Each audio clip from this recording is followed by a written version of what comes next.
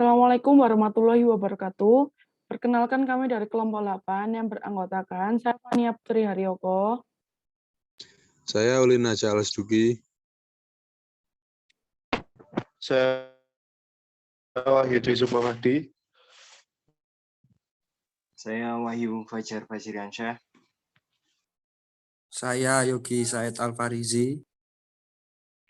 Kami di sini akan mempresentasikan hasil kerja kami dalam mata kuliah Pengantar Ilmu Keolahragaan dan Kesehatan. Dosen pengampu mata kuliah ini adalah Ibu Dr. Hartanti Eko Wardani, MSI, MED. Selanjutnya akan dilanjutkan oleh rekan saya.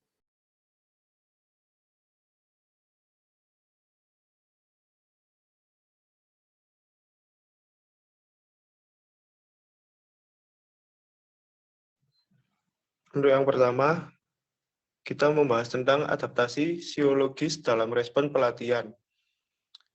Di adaptasi fisiologis dalam menanggapi pelatihan di HSJ PHP di bawah adaptasi fisiologis dalam menanggapi pelatihan daftar silabus. Denyut jantung saat beristirahat, volume akan menguncup dan curah jantung mengambil oksigen, serta kapasitas paru-paru, kadar hemoglobin, hipertrofi otot, dan efek pada serat otot berkedut cepat dan lambat. Untuk memeriksa hubungan antara prinsip-prinsip pelatihan dan adaptasi fisiologis dan meningkatkan kinerja, mari kita pertimbangkan adaptasi aerobik. Stroke volume adalah jumlah darah yang dipompa keluar dari ventrikel kiri jantung dalam satu kontraksi. Darah ini masuk ke tubuh pelatihan, terutama latihan aerobik. Hal ini akan menyebabkan peningkatan volume sekuncup, akan meningkat, ukuran ventrikel kiri terasa lebih efisien dan berkontraksi lebih kuat. Akibatnya, lebih banyak darah yang dipompa ke sekitar tubuh per kontraksi. Volume sekuncup secara langsung berhubungan TET to cardiac output correct output. Correct output adalah volume darah yang dipompa keluar dari ventrikel kiri per menit dan dihitung dengan mengambil volume sekuncup dan akan mengalihkannya dengan jumlah denyut per menit. Serta untuk menentukan volume yang digerakkan setiap menit, latihan akan dilakukan, terutama latihan aerobik yang akan mengakibatkan peningkatan curah di jantung ini. Lanjut. Karena peningkatan volume sekuncup yang memungkinkan jantung untuk memindahkan lebih banyak darah ke seluruh tubuh, maka pada setiap detak jantung sebelum latihan, tubuh membutuhkan lebih sedikit detak jantung atau kontraksi pada beban kerja apapun. Termasuk istirahat ini berarti bahwa detak jantung istirahat atlet yang terlatih akan menurun karena adaptasi pelatihan. Hemoglobin bertanggung jawab untuk mengangkut oksigen ke seluruh tubuh, untuk mengikat oksigen hemoglobin dan kemudian dikirim ke sel kerja. Atlet yang terlatih akan mengalami peningkatan penurunan tingkat hemoglobin per mililiter darah. Darah ini berarti bahwa setiap mililiter darah memberikan lebih banyak oksigen daripada sebelum pelatihan, dan akibatnya akan memberikan lebih banyak oksigen daripada sebelum pelatihan. Dan sebagai akibatnya pada beban kerja tertentu, tubuh dapat menggunakan lebih sedikit darah untuk memberikan oksigen. Ini mengakibatkan penurunan lebih lanjut dalam detak jantung yang dibutuhkan pada setiap beban kerja tertentu termasuk istirahat.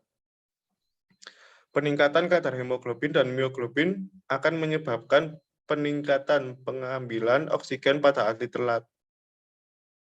Peningkatan kadar hemoglobin dan mioglobin menyebabkan peningkatan pengambilan oksigen. Pada atlet terlatih, penyerapan oksigen adalah kemampuan tubuh untuk menyerap oksigen ke dalam darah, mengangkut oksigen, dan kemudian mentransfernya ke dalam otot. Penyerapan oksigen meningkat respon terhadap pelatihan, dan akan memungkinkan pengiriman oksigen yang lebih cepat dan lebih efisien ke dalam otot. Dalam hal kapasitas paru-paru, sebenarnya ada sedikit atau tidak ada perubahan antara atlet yang tidak terlatih dan yang terlatih. Serta dalam serat otot berkedut lambat, tipe 1 yang kami temukan yaitu peningkatan enzim aerobik kepadatan mitokondria, kepadatan kapiler mioglobin yang bertanggung jawab untuk transportasi oksigen dalam sel otot dan glikogen, serta simpanan lemak sekarang sebagian besar menghasilkan peningkatan pengiriman oksigen ke otot dan ke area kerja di dalam otot di mana diperlukan. Selanjutnya akan dilanjutkan dengan teman saya. Selanjutnya, adaptasi terhadap olahraga atau sistem kardiovaskular, anatomi, dan fisiologi. Adaptasi kronis terhadap latihan dari perubahan ini yang berlangsung dalam jangka waktu yang lebih lama karena periode latihan yang lebih lama kita dapat melihat hal-hal berikut seperti hipertrofi. Hipertrofi jantung meningkat saat istirahat. Volume penurunan denyut jantung sehingga kita tahu hipertrofi adalah peningkatan ukuran otot atau secara khusus kita akan mengatakan secara khusus akan meningkatkan ukuran sarkomer yang merupakan salah satu subunit serat otot dan di mana memiliki filamen aktin dan miosin yang meluncur melewati satu sama lain. Sehingga kita pernah melihat sebelumnya saat otot jantung itu sendiri mengalami hipertrofi dan ketika kita berolahraga, ketika itu stres otot itu merespon dengan tumbuh semakin kuat. Dan khususnya vertikal kiri jantung menebal karena itu adalah otot dan oleh karena itu ketika berkontraksi ia akan berkontraksi secara lebih kuat dan dengan melakukan itu berarti lebih banyak darah yang dapat dikeluarkan karena tekanan yang lebih besar dapat membuat lebih banyak darah yang dikeluarkan dari jantung. Yang dikeluarkan dari jantung dengan satu ketukan. Berikutnya adaptasi kronis perubahan jangka panjang dan sebagai akibat dari latihan berikutnya untuk sistem kardiovaskular kita bisa meningkatkan istirahat. Slide selanjutnya. Denyut jantung yang terlatih, denyut jantung akan beristirahat secara terlatih. Sesuatu yang sering kita dapat ukur dan tentu saja kita mengukurnya dalam denyut per menit. Tapi kita dapat melihat bahwa dengan sistem kardiovaskular dan adaptasi pada sistem kardiovaskular sebagai hasil dari latihan, kita sering melihat pengurangan atau penurunan dalam detak jantung yang sedang beristirahat. Hanya karena jantung itu sendiri dan lebih kuat seperti yang baru saja kita katakan dalam volume yang menguncup secara meningkat. Bisa terjadi pengurangan detak jantung ketika beristirahat dalam mengalami pengurangan jumlah total darah yang dikeluarkan dari jantung dalam 1 menit. Jadi itulah yang kami sebut curah jantung. Oleh karena itu, denyut jantung akan beristirahat dikarenakan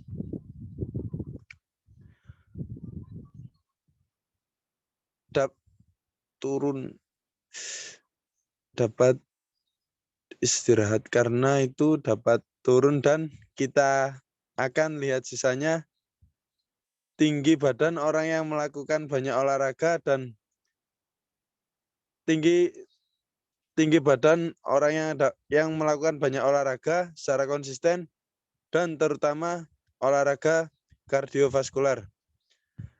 Denyut jantung yang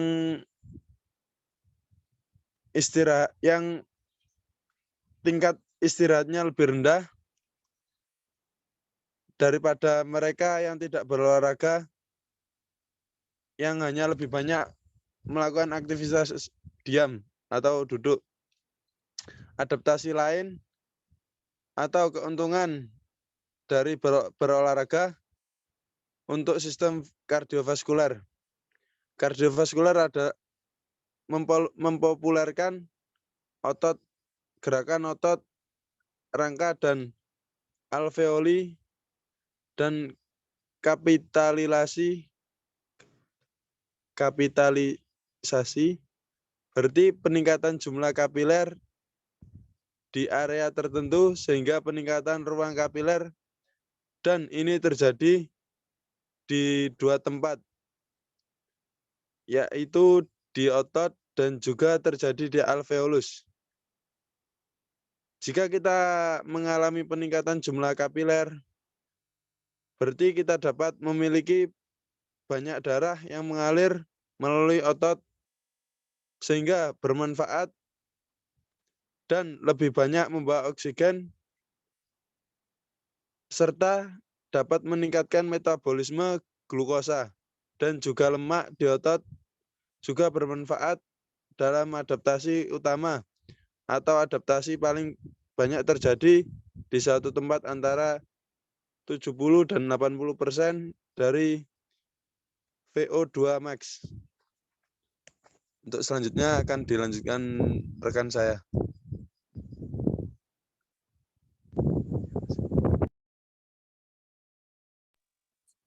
Setidaknya itulah yang tampaknya disarankan oleh ilmu pengetahuan saat ini, sehingga kita mungkin menemukan penurunan sekitar 2% pada tekanan sistolik dan sekitar 4% pada tekanan darah diastolik. Dengan latihan ketahanan, kita mendapatkan penurunan dalam apa yang kita sebut waktu pemulihan detak jantung, dan waktu pemulihan detak jantung hanyalah ukuran berapa lama waktu yang dibutuhkan setelah berolahraga. Untuk detak jantung Anda kembali ke tingkat istirahatnya, sehingga kami mengharapkan orang yang bugar yang detak jantungnya mulai lebih lambat akan meningkat, dan saat mereka berolahraga jumlah waktu yang dibutuhkan untuk detak jantung dan untuk kembali beristirahat dan kurang pada orang yang terlatih atau bugar. Next.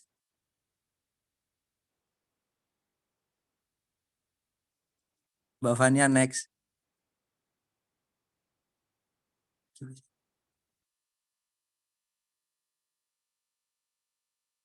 Simpanan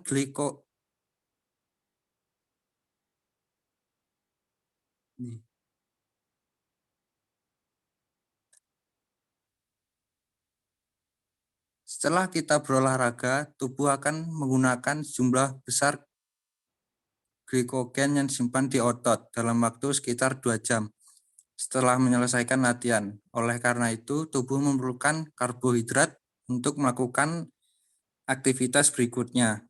Karbohidrat yang dikonsumsi akan ditarik ke otot dan disimpan dalam jumlah yang cukup untuk meningkatkan energi sebelum latihan, sehingga tubuh dapat beradaptasi untuk dapat memenuhi latihan olahraga apapun yang akan dilakukan. Hal kedua yang dapat dilakukan untuk memperbaiki sistem adalah mengurangi sedikit kafein. Telah terbukti bahwa mengurangi kafein setelah berolahraga dapat meningkatkan penyimpanan glikogen dan dibandingkan dengan tidak mengkonsumsi kafein apapun di semua dalam hal. peningkatan penyimpanan lemak dibutuhkan sebagai bahan bakar karena ada begitu banyak energi yang terkandung dalam kepadatan lemak tertentu. Namun, dalam hal penyimpanan lemak tidak diperbolehkan terlalu banyak lemak di tubuh karena juga akan berdampak pada obesitas. Beberapa saran bahwa sebagai akibat dari pelatan lemak, tambahan dalam bentuk trigliserida mungkin ada di otot dan oleh karena itu setelah pelatihan jangka panjang ada banyak lemak yang tersedia di otot sehingga bisa lebih mudah dioksidasi dan dipecah yang selanjutnya digunakan sebagai energi. Next. Simpanan glikogen yang sudah mulai habis kemudian akan berpindah ke seberang untuk menggunakan lemak yang sudah ada di otot. Trigliserida intramuskular adalah lemak yang disimpan di dalam otot sehingga resor pelatihan daya tahan atau pelatihan jangka panjang dalam waktu yang lama. Jumlah lemak di otot meningkatkan kekuatan otot akibat dari latihan kronis terutama untuk melakukan resistensi berat badan. Dalam meningkatkan kekuatan otot dapat dilakukan latihan jenis menahan beban misalnya dilakukan selama 6 minggu. Keuntungan dan kekuatan pada dasarnya akan menuju ke jalur neurologis yang membuat otak dapat merespon tubuh. Kekuatan otot dan daya tahan otot juga dapat hilang atau berkurang dengan sangat cepat sekitar 10-40% apabila setelah sekitar 8 minggu tidak berlatih. Laktat adalah zat yang dihasilkan sebagai hasil latihan dari latihan anaerobik. Laktat dan asam laktat yang akan mempengaruhi secara langsung kemampuan otot untuk berkontraksi. Laktat bukan sebagai produk sampingan negatif atau produk limbah dari respirasi anaerobik, tetapi bentuk energi yang berguna baik di otot maupun dalam aliran darah yang dapat menyediakan oksigen. Laktat atau asam laktat akan dipecah terlebih dahulu menjadi pirufat, kemudian diubah kembali menjadi glukosa untuk menyediakan energi dan resistensi ATP. Pada dasarnya, laktat sangat penting bagi tubuh karena mampu memasok oksigen yang memecahnya dan membuatnya kembali menjadi zat muda yaitu glukosa yang dibutuhkan untuk menciptakan energi. Selanjutnya akan dilanjutkan oleh teman saya. Selanjutnya yaitu adaptasi terhadap olahraga atau sistem kardiovaskular, anatomi dan fisiologi, yaitu suatu sistem organ yang berfungsi memindahkan zat dan nutrisi dari sel. Sistem ini membantu stabilisasi suhu dan pH tubuh. Adaptasi kronis terhadap latihan dari perubahan akan berlangsung dalam jangka waktu yang lebih lama karena periode latihan yang lebih lama. Hipertrofi jantung akan meningkat saat istirahat berolahraga. Volume kuncup, penurunan denyut jantung, istirahat, pilarisasi otot rangka dan avelus. Penurunan tekanan darah saat istirahat dapat menurunkan denyut jantung dengan waktu pemulihan, serta dapat meningkatkan volume darah, sehingga hipertrofi jantung merupakan peningkatan ukuran otot secara khusus, serta meningkatkan ukuran sarkomer yang merupakan salah satu subunit serat otot, di mana memiliki filamen aktin dan miosin yang akan meluncur melewati satu sama lain, sehingga tubuh dapat merasakan otot jantung itu sendiri yang mengalami hipertrofi. Saat berolahraga, kita dapat merasakan stres pada otot, sehingga tubuh akan merespon dengan tumbuh semakin kuat. Adaptasi kronis berikutnya yaitu perubahan jangka panjang sebagai akibat dari latihan berikutnya untuk sistem kardiovaskular, yaitu meningkatkan istirahat. Volume sekuncup adalah jumlah darah yang dipompa dari ventrikel kiri jantung dalam satu kontraksi, sehingga dalam perjalanannya ke tubuh, jaringan kinerja ke otot yang berhubungan langsung dengan volume sekuncup berhubungan dengan gaya kontraktil yang disebut dengan kekuatan kontraksi otot jantung. Manfaat atau keuntungan dari olahraga untuk sistem kardiovaskular adalah mempopulerkan otot rangka dan alveoli, serta kapitalisasi sebagai peningkatan jumlah kapiler di area tertentu, sehingga peningkatan ruang kapiler terjadi di dua tempat, baik di otot ataupun di alveolus. Secara fisiologis, pada dasarnya kapiler yang mengelilingi alveoli menjadi lebih banyak jumlahnya karena pertukaran gas dan karbon dioksida keluar, dan oksigen yang terjadi antara kapiler dan alveoli dapat terjadi jauh lebih cepat, sehingga manfaat lain dari kapitalisasi otot rangka. Next. Manfaat lebih lanjut dari pelatihan dan sistem kardiovaskular adalah pengurangan tekanan darah istirahat, sehingga tekanan darah atau hipertensi terkait dengan segala jenis penyakit itulah merupakan salah satu hal yang menentukan kesehatan seseorang. Ada beberapa manfaat dari pelatihan resistensi progresif untuk menurunkan tekanan darah, tapi pelatihan tersebut kurang efektif daripada pelatihan aerobik. Disarankan pengetahuan saat ini menemukan penurunan sekitar 2% pada tekanan sistolik dan sekitar 4% pada tekanan diastolik. Dengan latihan ketahanan selanjutnya dapat menurun dalam waktu pemulihan detak jantung.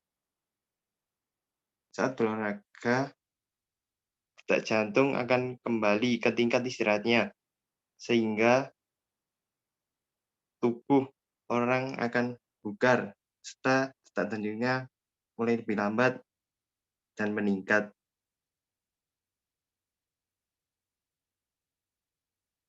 Next.